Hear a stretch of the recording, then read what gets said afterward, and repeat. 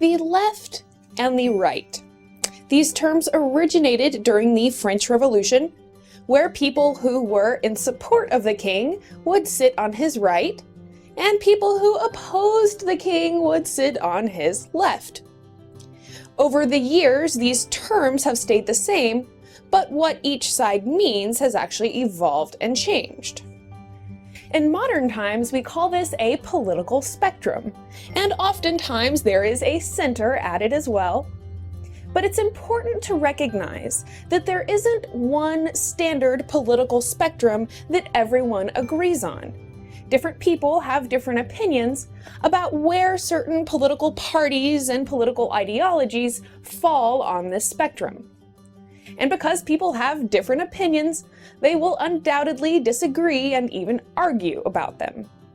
And no matter what I say in this video, there will probably be somebody who disagrees, because there just isn't a standard political spectrum that everyone follows. If you do a simple Google Images search for political spectrum, you'll notice how much these political spectrum vary from chart to chart. Some people put anarchy on the far left, while others put anarchy on the far right. Some people put Nazi National Socialism on the far right, while others put National Socialism on the far left. So you see that people can't even agree on which goes on each end of the spectrum. Also, different countries have different political parties. In the United States, for instance, we have socialists, Democrats, liberals, Republicans, conservatives, and a Tea Party. But in the European Union, there are communists, socialists, Green Party, Christian Democrats, conservatives, and right-wing extremists. But as a general rule, when someone talks about the political left, they're usually referring to communists, socialists, and Democrats. And when someone refers to the political right, they're referring to Republicans, conservatives, and libertarians. One of the primary problems with the political spectrum, and why there's often so much disagreement, is that people will try to dump the political parties or the political ideologies on an arbitrary spectrum without ever defining either end of the spectrum. Or they will define either end of the spectrum with an extreme political party rather than with an issue. You see, you could come up with a fairly accurate political spectrum if you based it on just one issue. For example, if we had individual freedom on the right, then on the left we would have complete government control. And if we had private property rights on the right, then we would have complete government ownership and community property on the left. Or we could define the right as a small government and limited governmental control, and on the left we would have big government. In terms of an economy, we could see that the right is a free enterprise, and on the left there is a planned economy. And if you placed the political parties on a spectrum based on any one of these issues, you could have a fairly accurate spectrum to go by. Of course, each spectrum would look a little bit different, because political parties have different stances on different issues. But if you did make a political spectrum based on just one issue, then it would give you an accurate look at where the political parties fall in terms of that one issue. To get into this a little more deeply, if we put political left and political right into Wikipedia, we get something like this. Left wing describes an outlook or specific position that accepts and supports social equality, often in opposition to social hierarchy or social inequality. And right wing describes an outlook or specific position that accepts and supports social hierarchy and social inequality. What I find interesting about this is that this spectrum is defined by Wikipedia in terms of Marxist theory. So it's kind of a free education in communist philosophy right there on Wikipedia. And these definitions are looking at the issues of social equality and social hierarchy. So let's dive into that as an issue. So we have social equality on the left and social inequality on the right. And it kind of sounds like a bad deal for the people on the right. I mean, doesn't social inequality sound like a bad thing? Why don't we take a closer look? One of the foundational principles in the Communist Manifesto is that social inequality is a bad thing and communism is the answer. And we could have social equality in terms of rights or any number of things, but in terms of communism, this is referring to the distribution of wealth. And social inequality would mean an uneven distribution of wealth where some people have more and some people have less. It boils down to the haves and the have-nots. And in Marxist theory, the uneven distribution of wealth causes conflicts between the classes. And the solution is for the government to scoop up all the wealth and then distribute it evenly or as needed. Recently in the United States, we saw the Occupy movement, which started with Occupy Wall Street. And some people in this movement claimed that 1% of the population controlled 99% of the wealth. And while still pretty astounding, the figure is closer to 1% of the population control about 40% of the wealth. But realize that the main thrust of this movement was to incite social strife by pointing out the social wealth inequality.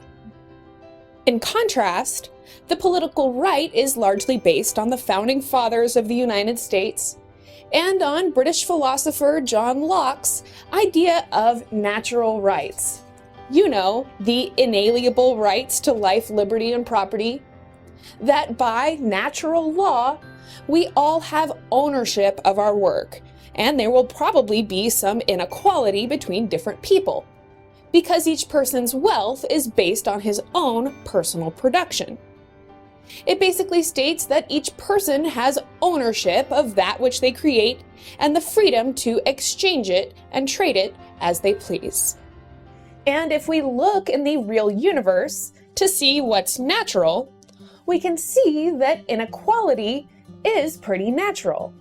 Some people are taller than others, some are born into more wealth than others, some are more educated or less educated, or have more or less ambition than others. But the Constitution of the United States just guarantees that we all have equal rights, not that we all have equal wealth, equal abilities, or even equal opportunities. But people don't often talk about wealth inequality. Instead, you'll hear them use terms like social inequity or social injustice. And all of these different terms are really just ways of discussing the wealth inequality. You hear about the gap between the rich and the poor. And basically, all of these terms are implying that it's somehow unfair or even an injustice for one person to earn or own more than another. But should someone who doesn't work receive the same amount of money as someone who works 50 hours a week? Should someone who works in a drive-through window make the same amount of money as someone who went to college and maybe even grad school for another 10 years? Is the value of the work done by a good doctor more or less valuable to the community than the work done by someone working in a drive-through window? So on the right, we have the idea that if someone works hard, they're entitled to the benefits of their own labor. And on the left, we have communism, which advocates the total disintegration of private property rights so that no person actually personally owns anything, and all of the property is community owned or owned by the government. Karl Marx claimed that socialism was a necessary step between capitalism and communism. So socialism isn't really an end in itself, it's just a means to the end, which is a full communist society. And the basic idea in socialism is a redistribution of wealth. So taking money from the rich and giving it to the poor, just like Robin Hood. Essentially, the government takes money from the rich or from the taxpayers and redistributes it through social services provided to the poor. So Marx had several criteria for a communist society, and one of them was a graduated income tax, meaning that the more you made, the more taxes you would pay. To give you an example, here in the United States, 70% of the taxes are paid by only the top 10% of the population. And the lower 40% income-wise don't pay any taxes at all. It's an interesting thing to note that our founding fathers were staunchly opposed to a graduated income tax, and the graduated income tax we now have in the United States is only in existence because of an amendment to the Constitution. So on the right, we have natural rights, private property, and a capitalist free market economy. And on the left, we have social rights, those which are sanctioned and dictated by the government, community property, and government-planned economy, where the government controls the production and distribution of goods. And another thing I want to point out is that Republicans in the United States have been systematically pushed more and more over to the left through a process called privatization. So basically how this works is the government takes our tax dollars and instead of performing these social services itself, it actually takes those tax dollars and pays them to a privately owned for-profit company that's then responsible for providing those social services. Some examples of privatized social services include the prison system, toll roads, the foster care system, and even privately owned hospitals and dental offices that accept Medicaid or Medicare. These are all privately owned, for-profit businesses that provide social services and bill the government, i.e., the taxpayer. And we know that we can count on a privately owned business to prioritize its own profit. And these companies are more than happy to provide social services when it's the government, i.e. the taxpayer, footing the bill. Often these are called public-private partnerships. And while that sounds all well and good, it's just allowing these for-profit companies to make their profit off of the taxpayer. It's the ultimate synthesis of capitalism and socialism. You could think of it as for-profit socialism.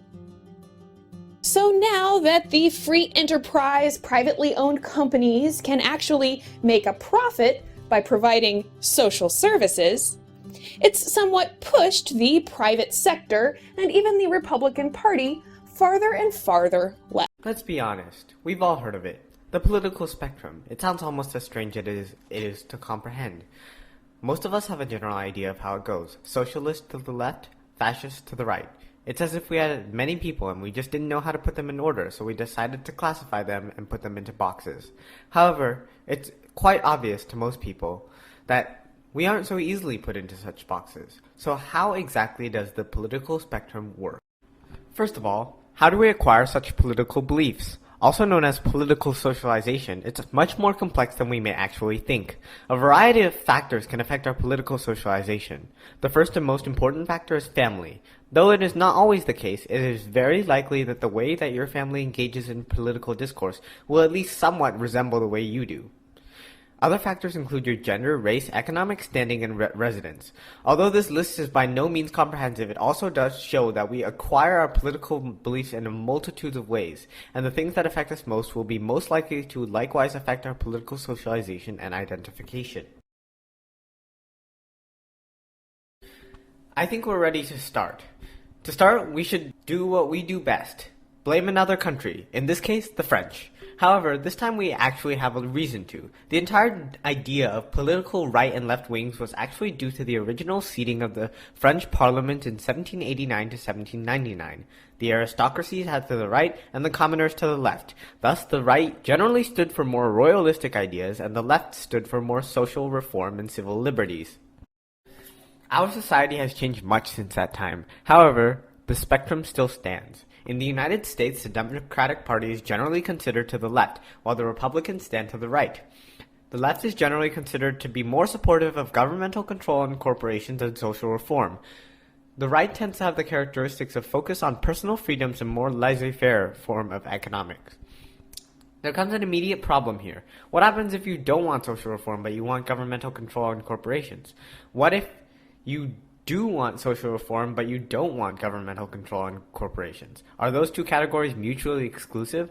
On a political spectrum test, that stance would be viewed as moderate, but those two people have absolutely opposite views, and they can still get a moderate result. This has led many people to make a multiple axes political spectra.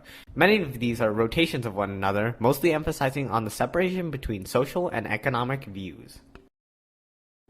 On the two opposite ends of the social spectrum stands socialism, with high emphasis on power over social issues regulated by the people or community, and fascism, with high emphasis on power concentration and strict social rules and control. On the two opposite ends of the economic spectrum stands communism, originally meant to ensure equally shared economic wealth and mobility, as well as capitalism, with strong emphasis on competition for wealth and economic success. Yet even this holds multitudes of problems, however. One of the problems is the fact that there are only social and economic issues split on two axes, separating them into two perpendicular axes that seems to imply that they are mutually exclusive. For example, FDR's social reform no doubt affected the economic standpoint greatly. Issues like voting rights and civil liberties often have many roots in economic issues as well, such as income and economic status. To imply that they're completely different and separate, or even to place them on separate axes, seems to be a completely strange way of determining how you stand on political issues. After all, many important current issues fall into both of these categories. And furthermore, where does the environment stand in all of this? Does it deserve its own axis? There are many ways to look at it, and these issues are by no means labeled as either economic or social. The overlying and perhaps greatest issue with the axes and linear representation of the political spectrum lies in the whole point of its existence. The whole point of having a political spectrum in the first place is to enable us to engage in more meaningful conversation. Even though I might not agree to ideas such as fascism or socialism, that doesn't justify that they belong on extremist sides. Throughout history, we have put symbols and people, such as Hitler and Stalin, to represent certain ideas today about communism, socialism, fascism, capitalism, which are all misconstrued. We have come to believe that the lesser, the extreme, the outcasts are inherently evil. Though they may differ in their beliefs, many of them would agree with us on a multitude of ideas. Just because they may lie farther on the political spectrum should not imply that they have irrelevant discourse and cannot be reasoned with. None of them are inherently evil. In the political world, there ought not to be the idea of radical. That destroys the point of having discourse in the first place. If people are depicted as overly radical one way or another, that is discriminatory, and it defeats the entire purpose. All of us would like to believe that we exist in the center, moderate and unbiased in the political spectrum. Similar to the age-old belief that our society is the center of the world or the center of the universe, it's ultimately wrong to assume that there is even a center that is achievable. Trying to put people into boxes of radical and moderate is incorrect, and this model only deepens this crisis. Whether you believe in the political spectrum, the political graph, or anything else, in the end you have to realize that we as humans cannot be confined into numbers, data, and firm beliefs. It is our unique and individual thought that both characterizes our society and makes our society an interesting, dynamic, and conscious one. If we were all the same or classified in a certain way, our world would not only be less interesting, but also less diverse. It is this diversity that characterizes our social lives and in turn affects our political decisions. In that way, we can better appreciate our political diversity and our place within it.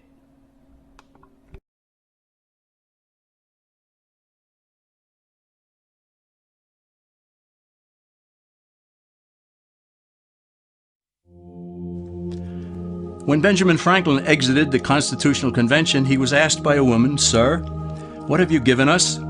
His immediate response was, "A republic, ma'am, if you can keep it." Yet most Americans today have been persuaded that our nation's governmental system is a democracy and not a republic. The difference between these two is essential in understanding Americanism and the American system.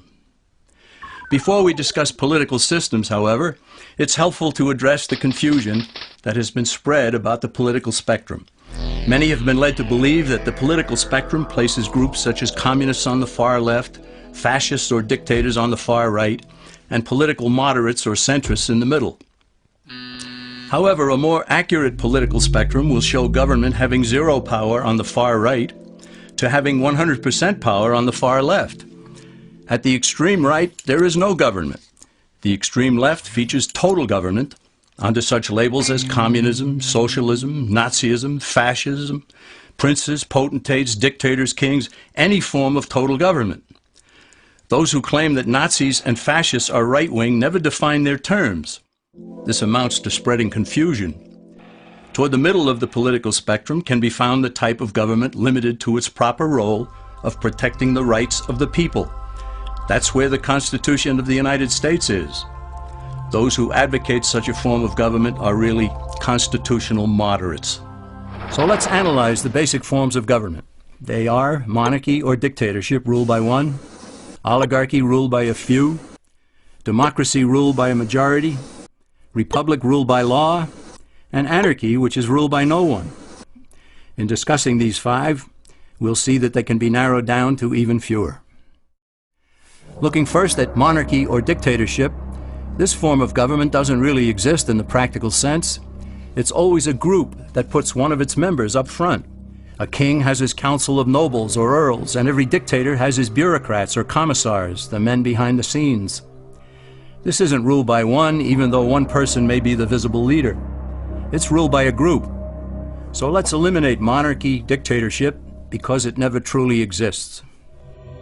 Oligarchy, which is ruled by a group, is the most common form of government in all history. And it is the most common form of government today. Most of the nations of the world are ruled by a powerful few, and therefore oligarchy remains. At the other end, we find anarchy, which means without government. Some people have looked over history and found that many of its worst crimes were committed by governments, so they decided that having no government might be a good idea. But this is a mistake, because as the ancient Greeks stated, without law there can be no freedom.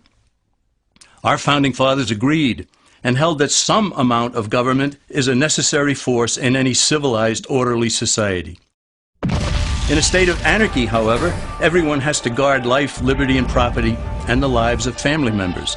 Everyone must be armed, and movement is severely restricted because one's property has to be protected at all times. Civilized people have always hired someone to do the guarding, a sheriff, a police force, or some branch of government. Once law enforcement was in place, the people were freer. They could leave their property, work in the fields, and so on.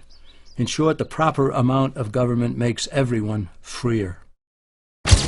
There are some who advocate anarchy, however, not because they want no government, but because they don't like what they have. They use anarchy as a tool for revolutionary change.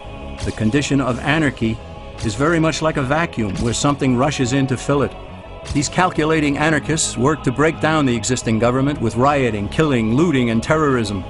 Tragically, the people living in such chaos often go to those best able to put an end to it and beg them to take over and restore order. And who is best able to put an end to the chaos? The very people who started it. The anarchists who created the problem then create a government run by them, an oligarchy, where they have total power. This is exactly what happened in Russia that led to Lenin taking total power, and in Germany, where Hitler's brown shirts created the chaos that brought him to power. But anarchy isn't a stable form of government. It's a quick transition from something that exists to something desired by the power-hungry. It's a temporary condition, and because it isn't permanent, we eliminate it as well. The word democracy comes from two Greek words, demos, meaning people, and kratein, meaning to rule. Democracy, therefore, means the rule of the people, majority rule. This, of course, sounds good, but suppose the majority decides to take away one's home, or business, or children. Obviously, there has to be a limit. The flaw in democracy is that the majority isn't restrained. If more than half the people can be persuaded to want something in a democracy, they rule. What about republic?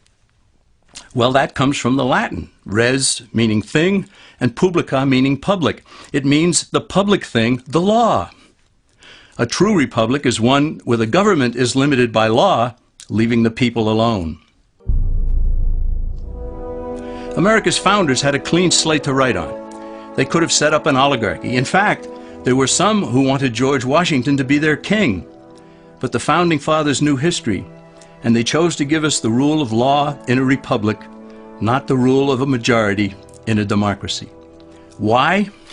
Let's demonstrate the difference in the setting of the Old West. Consider a lynch mob in a democracy. 35 horseback riders chase one lone gunman. They catch him, and they vote 35-1 to hang him. Democracy has triumphed, and there's one less gunman to contend with. Now consider the same scenario in a republic. The 35 horseback riders catch the gunman and vote 35-1 to hang him. But the sheriff arrives, and he says, "You can't kill him. He's got his right to a fair trial." So they take the gunman back to town. A jury of his peers is selected, and they hear the evidence and the defense, and they decide if he shall hang. Does the jury even decide by majority rule? No, it has to be unanimous or he goes free. The rights of the government aren't subject to majority rule but to the law. This is the essence of a republic.